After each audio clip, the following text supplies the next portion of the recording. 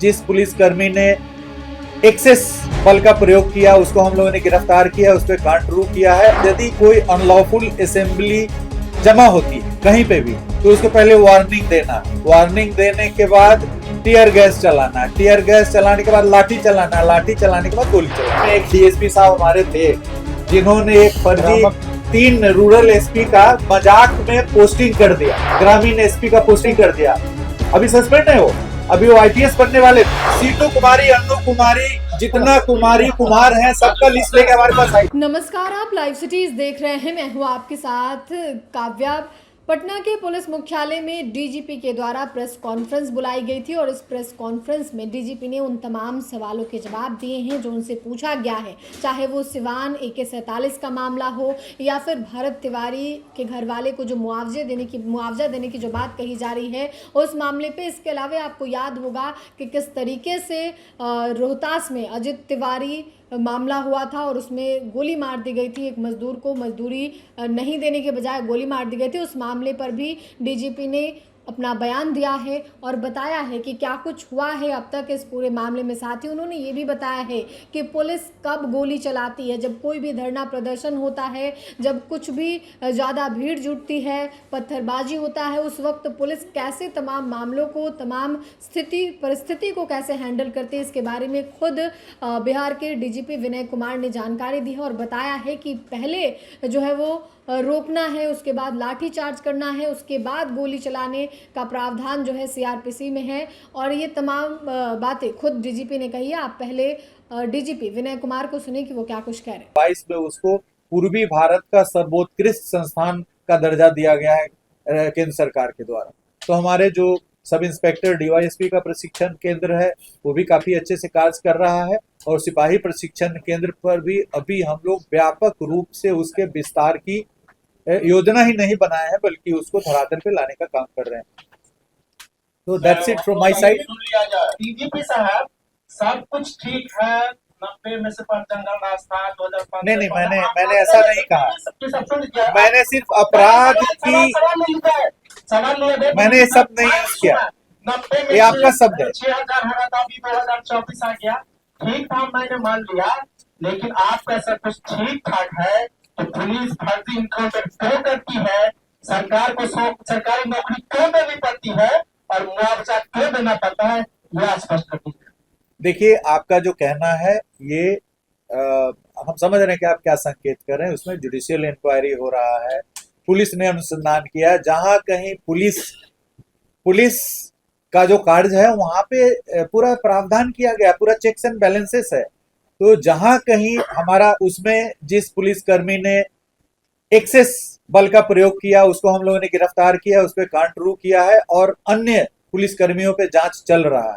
तो ये आपका ये कह देना, जो भी पुलिस को अधिकार है राइट टू सेल्फ डिफेंस में आत्मरक्षा का अधिकार दिया गया है और पुलिस को यदि आत्मरक्षा का अधिकार नहीं है और गंभीर यदि चुनौतीपूर्ण समस्या में यदि पुलिस के जान पे खतरा है तो फायर करना पुलिस के प्रावधान में, सीआरपीसी में और हर प्रकार के एसओपी में लिखा हुआ है। ऐसा यदि नहीं रहेगा कि पुलिस को गोली ही नहीं चलाना है तो इतना बड़ा जो पुलिस के पास जो व्यवस्था की गई है उनको प्रशिक्षित किया जा रहा है आर्म्स वगैरह में, तो इसलिए किया जाता है कि यदि उस तरह की समस्या उत्पन्न होती है, परिस्थिति उत्पन्न होती है तो उसमें उनको चलाना है। जैसे आप सीआरपीसी में यदि जाएंगे तो सीआरपीसी में लिखा हुआ है कि यदि कोई अनलॉफुल असेंबली जमा होती है कहीं पे भी तो उसको पहले वार्निंग देना है, वार्निंग देने के बाद टीयर गैस चलाना, टीयर गैस चलाने के बाद लाठी चलाना, लाठी चलाने के बाद गोली चलाना। डीजीपी साहब जब नहीं तो एक सेकंड सुना जाए, एक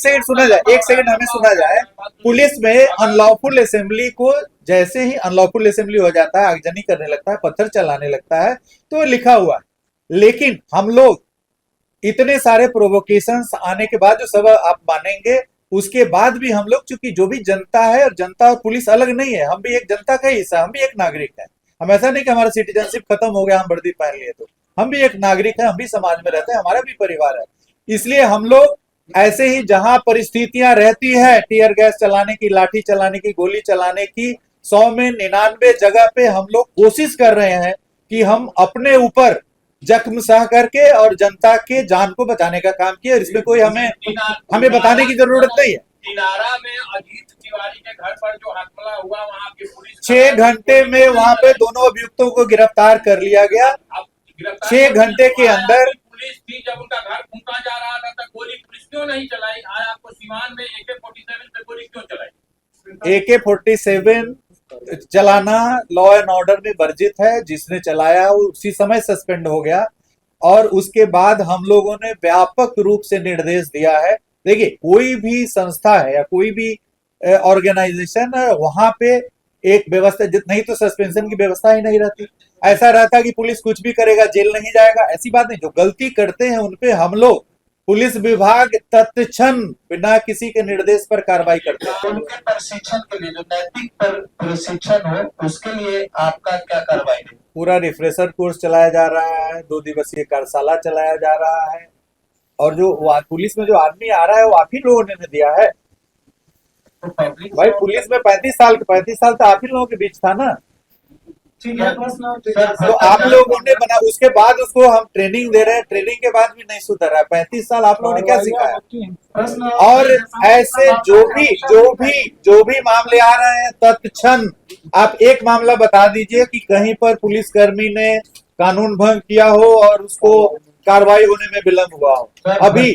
अभी 2 दिन पहले सहरसा में एक लेडी सब इंस्पेक्टर का DIG को हमें पता चला कि एक जो स्मैक तस्कर है उसे बात कर रही है। Immediately she was suspended.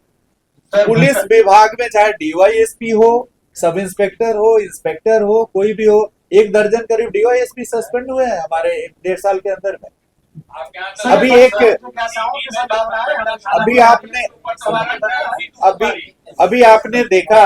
अभी आपने देखा कि ये पीरो में एक DSP साहब हमारे थे जिन्होंने एक फर्जी 3 रूरल SP का मजाक में पोस्टिंग कर दिया, ग्रामीण SP का पोस्टिंग कर दिया। अभी सस्पेंड है वो, अभी वो IPS बनने वाले थे। तो हम लोग किसी से मरौती नहीं करते हैं। पुलिस एक ऐसा विभाग है जो अपने पुलिस कर्मियों के प्रति कोई मरौती नहीं रखता है, चाहे कितना भी प्रभावशाली क्यों नहीं हो। हमारे संज्ञान में जब भी आता है, चाहे वो कोई भी हो, उस पर कार्रवाई होती है। सर, सीतू कुमारी आपकी इंस्पेक्टर है, सिटी में थाना प्रभारी है, ऊपर अरे आप एक लिस्ट बना करके आइए हमारे पास कल। सीतू कुमारी, अन्नू कुमारी, जितना कुमारी कुमार हैं, सबका लिस्ट लेके हमारे पास आइए। विजिलेंस में पकड़ा गया। चलिए, बहुत बहुत धन्यवाद, थैंक यू सो मच।